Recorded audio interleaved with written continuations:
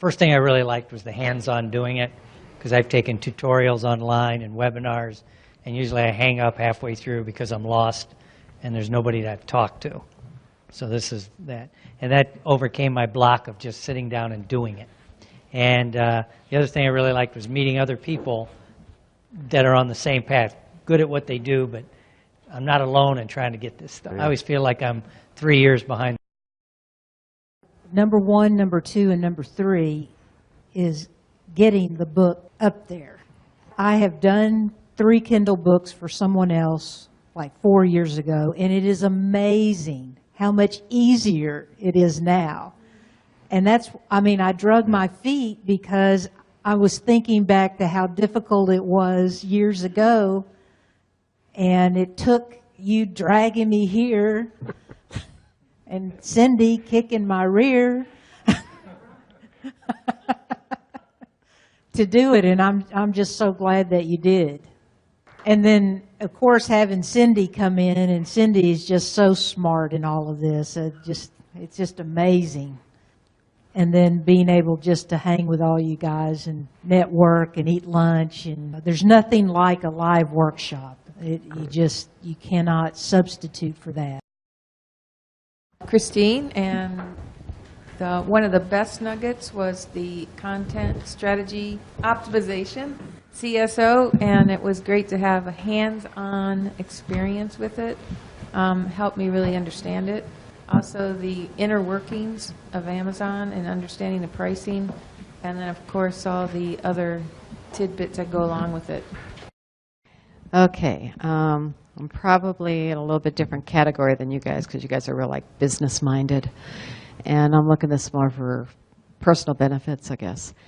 I really liked how, and I mentioned to you after, what I like seeing it go up so quickly about is I attribute it like you're giving birth to a baby. Suddenly here's your child. You've thought of it, you wanted it, and suddenly there was a way you saw it. And what I like is, because I do like to write books in that, which take a long time, but I can see the use of doing, like I said about children's stories, very quick. I can have the joy and the excitement of it and give birth to it, and it's out there. I really liked also, you mentioned audiobooks, which I didn't know about doing something like that. There again, for me, with my liking the children's stuff, I love to tell stories, I like to hear stories. Because you mentioned there's a possibility of doing that, which I never knew of.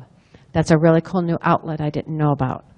And I really liked how you explained, and I know you did it in the class, about taking something into Word and inserting the images.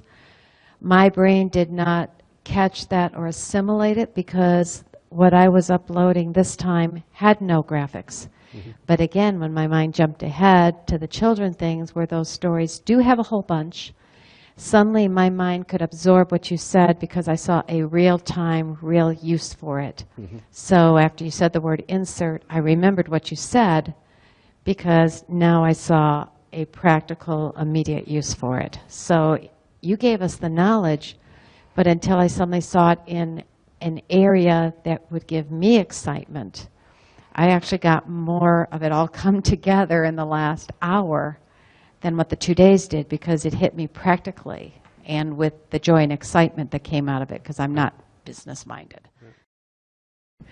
I think a big thing for me was the structure of the CSO, and to really help you realize how easily you can put together at least a nonfiction book.